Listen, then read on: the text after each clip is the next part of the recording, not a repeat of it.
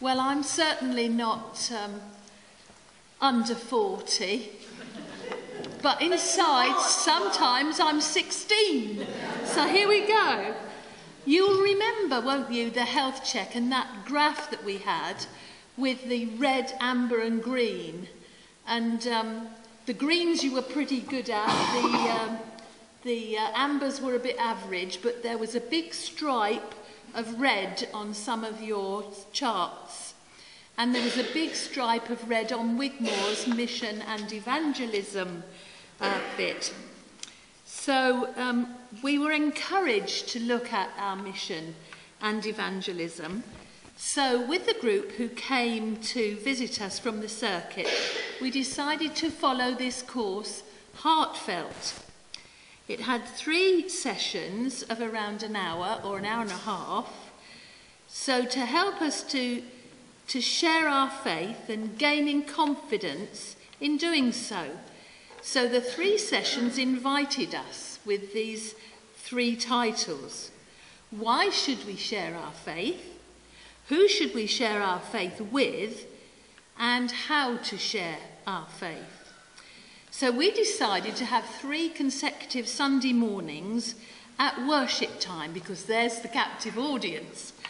So instead of just having an evening group where, you know, the same old people turn up, we decided to have it with everyone on 3 consecutive mornings.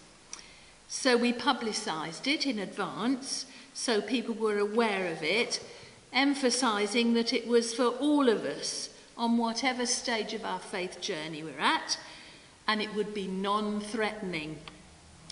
We'd be seated in small groups and led through the course by Reverend Sue Chapman, our URC minister, on one Sunday. Then Jenny would come and do the second Sunday, and Andy would do the third Sunday with us.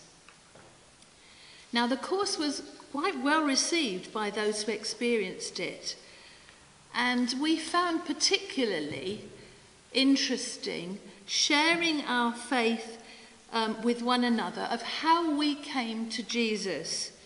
And this gave us the encouragement to go on to do some more faith sharing in the context of our worship, and we're hoping to do that in the coming year.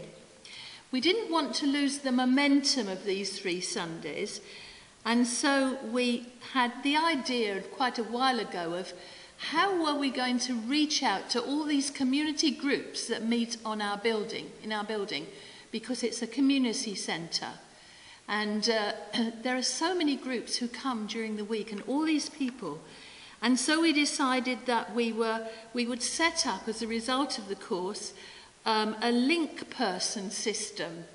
And members of the congregation have been volunteering to make themselves known to each group that meets, to be the contact person, to visit them occasionally, to take them things that they might be interested in, and to encourage them too to involve the church and us in what they're doing.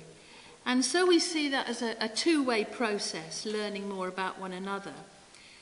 And as a result of this sort of community involvement, we're planning to have a Christmas-themed display and tree festival weekend at Wigmore on the 5th and 6th of December, involving our groups and other friends to participate.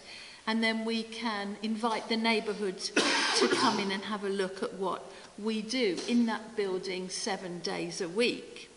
Please come if you can, and we'll be giving you some details about it later on.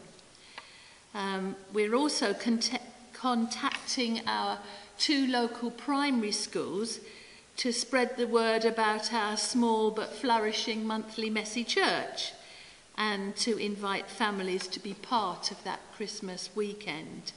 So I think Heartfelt's given us a bit of a nudge, really. We've been thinking about these things for quite a long time, because being an LEP, we also have to do it for the URC and for the Methodists, so we have to stretch our minds quite a bit sometimes. But it's given us a nudge, and it's given us, I think, a bit of fresh energy, and we recommend this course to you. And Andy can tell you all about it, but there's the name of it, Heartfelt, and we've thoroughly enjoyed taking part in it, and we hope that it will lead us on to do even more great things as we gossip the gospel to one another. Thank you very much for listening. I know it's late.